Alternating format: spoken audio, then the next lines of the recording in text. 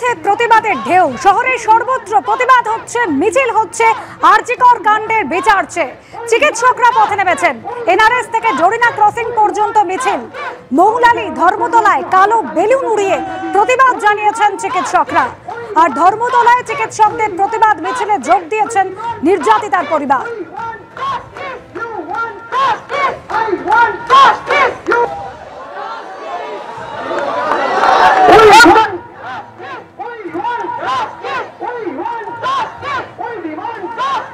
একদিকে চিকিৎসকরা যেরকম পথে নেমেছেন, অন্যদিকে আরজিকর কাণ্ডের প্রতিবাদে 52টি স্কুল, তাদের ছাত্রছাত্রীরা, প্রাক্তনীরা তারা মিছিল করছেন।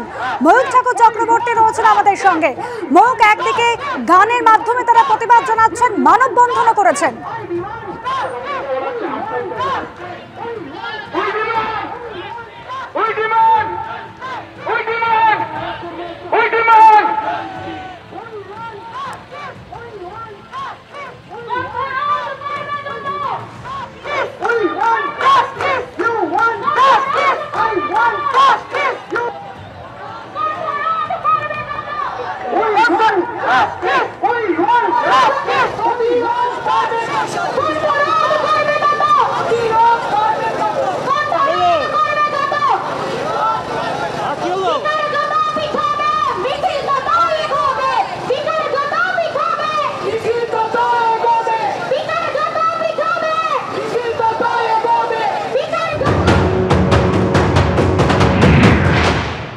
এটা প্রমাণিত, আজকে হাইকোর্টও বলে দিয়েছে যে কলকাতা পুলিশ শুধু ব্যর্থ নয়, এটা হচ্ছে কলকাতা পুলিশ তদন্ত ধামাচাপা দিতে ব্যস্ত ছিল, তথ্য প্রমাণ লোপাটে সহায়তা করতে ব্যস্ত ছিল এবং প্রতিবাদীদের কণ্ঠরোধে ব্যস্ত ছিল। পরে যখন সিবিআইকেও আমরা বেশ কিছুদিন সময় দিই, তারপরে যখন দেখি সিবিআইও গড়িমসি করছে, আমরা সিবিআই দপ্তরে অভিযান করেছি সিজিও কমপ্লেক্সে এবং সিবিআইকে আমরা দাবি জানিয়েছি দ্রুত তদন্ত প্রক্রিয়া করবার জন্য।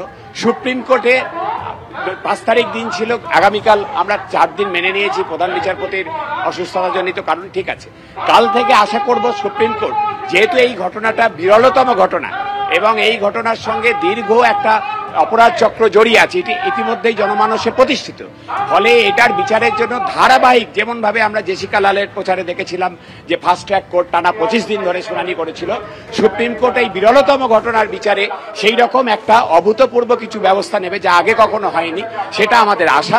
আমরা আগামীকাল সিবিআই কি রিপোর্ট জমা দেয় এবং সুপ্রিম কোর্ট তাতে কিভাবে রিয়াক্ট করেন, এই দুটো দেখে আমরা আমাদের আন্দোলনের ভবিষ্যৎ রূপরেখা তৈরি করব, স্থির করব। তবে আন্দোলনের পথ আমরা ছাড়বো না যতক্ষণ না সার্বিক বিচার সম্পূর্ণ হয়েছে।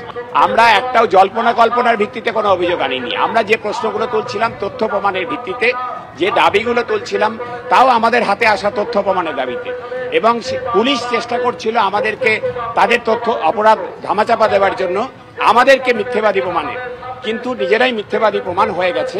এটা নিয়ে আর জনমানসে কোনো সন্দেহ নেই যে কলকাতা পুলিশ তার অধিকর্তাদের ব্যবহার করে মিথ্যে কথার ফুলঝুরি ছোটাচ্ছিলেন, ডিসি সেন্ট্রাল হোক, ডিসি নর্থ হোক। সেই জন্য আমরা পুলিশ কমিশনারের পদত্যাগ চেয়েছি, অপসারণ চেয়েছি, কারণ তার নির্দেশেই সবটা হচ্ছে।